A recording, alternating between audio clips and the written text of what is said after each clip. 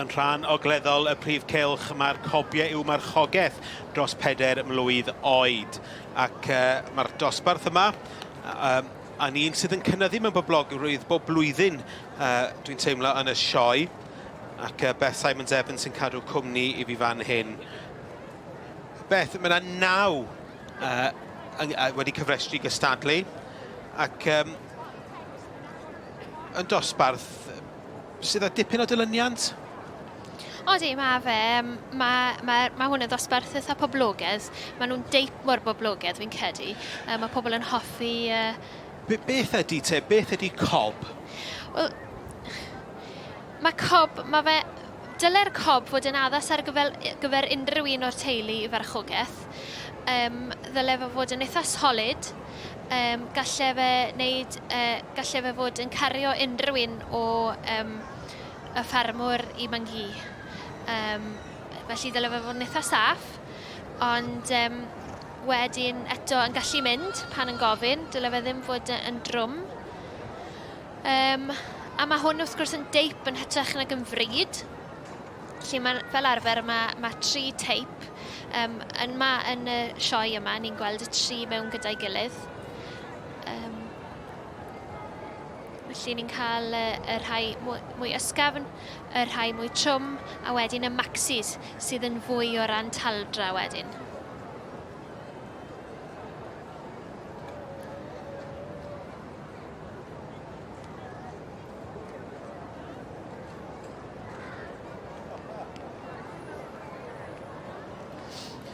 Yn rhan ogleddol y prif gylch, mae'r dosbarthiadau i'r Cobiau i'w marchogaeth.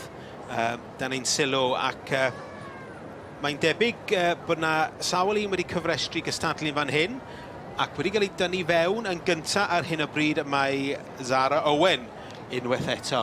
Ie, mae wedi cael bore arbennig yn diwy gyda dŵn o polo tro hyn. Dan bechnogaeth Kyle Mani.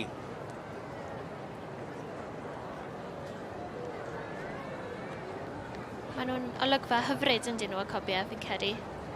Wel, dyma'r 4 cyntaf ar hyn o bryd yn cynnwys enillydd o'r gorffennol. Rooster Coburn sydd yn bedwerydd. Ia. Wedi ennill 2 flynedd yn olynol, ond ddim third time lucky iddo fe. Jane Jones a Burlington Bertie yn ail. Mae hwn yn geffyl eitha ifanc, ond mae wedi bod yn gwneud yn eitha da. Mae wedi cymwyso i fynd i'r Royal International eleni, a fi oedd e'n bencampwr y Cobiau yma yn y Gwanwyn.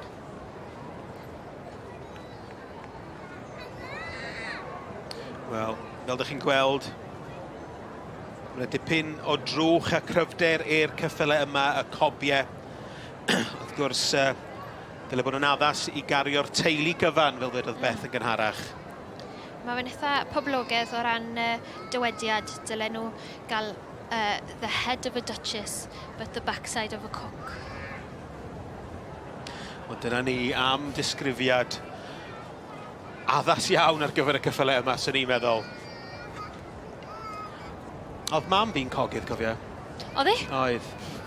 Sa eisiau gofyn? Na, si diffendio'n llwyr. O, dy fe? Ie, byse.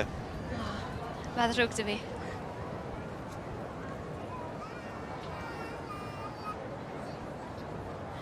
Fi'n siŵr bod Jane Jones yn mynd i fod yn falch iawn gyda'r ail yma. Mae'n disgrifio'r ceffyl yma fel exceptionally cheeky wrtho i cwbl wythnosau yn ôl.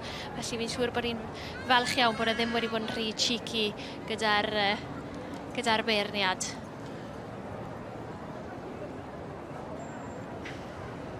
Na nhw Burlington Bertie yn ail, a dŵn Apollo yng Nghynta gyda Zara Owen. Zara wedi cael dosbarth bore ffantastig. Wel, Zara Owen yr enillydd yn y dosbarth yma i'r Cobiau. Mae'n rhaid ddeud bod Zara yn un o cynhyrchwyr gorau sydd gennym ni yng Nghymru, sy'n ni'n deud, yn llwyddiannus iawn. Sy'n ni'n meddwl, yn sicr o lan yr ceffylau hela a'r Cobiau. Llongyfarchiadau mawr i Zara Owen wrth gwrs yn arddangos ar ran Kyle Mani, dŵn Apollo. Enillydd a pencampwr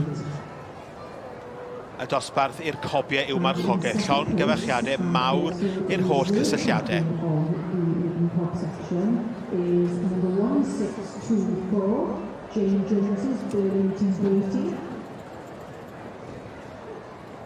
In third place, number 1621, Emma Edwards, Polony Blue. In fourth place, number 1620, Malcolm Dixon's Rooster Cobiau. In fifth place, number 1623, Alana Green's Kincolia Major. And in sixth place, number 1618, Christine Clark's Norjack. So we're very grateful to our sponsors, Mr. and Mrs. Edwards, for being with us here today, and also our judges, the riding judge, Mr. Nathan Arnold, who's done a sterling job of riding all these beautiful horses here today, and the confirmation judge, Mr. Charles Peckham, and both have travelled many miles to be with us here this morning, and we're very grateful for your expertise and time.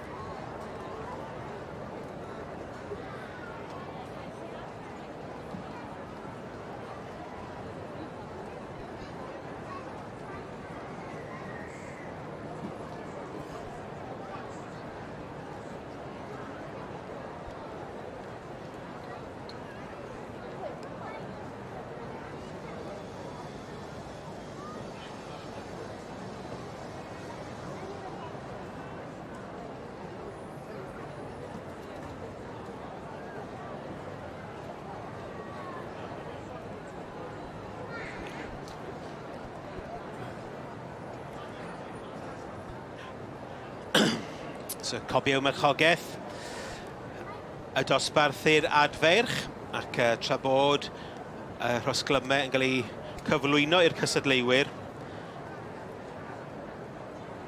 Gallwn ni llongyfarch yr enillydd unwaith eto, Zara Owen, a dŵn Apollo, marchogaeth Kyle Mani a Zara Owen wedi cael bore prysur, pencampwr yn adran y ceffylau i'w marchogaeth, ac wrth gwrs wedi ennill cwpl o ddosbarthiadau bore yma hefyd yn ogystal.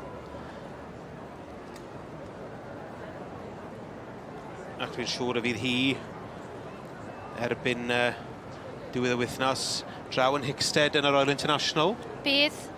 Wel, bydd un o'n beirniad ni, Nathan Arnold, mae ar y panel ar gyfer y BSPA, sef yr gymdeithas sy'n rhedeg y cyffylau lliw yn y Royal International, felly fydd e'n mynd straight o fanna heddi, straight o fan hyn heddi, draw i'r Royal International mwyn cael neu'n siŵr bod popeth yn rhedeg yn smooth fanna.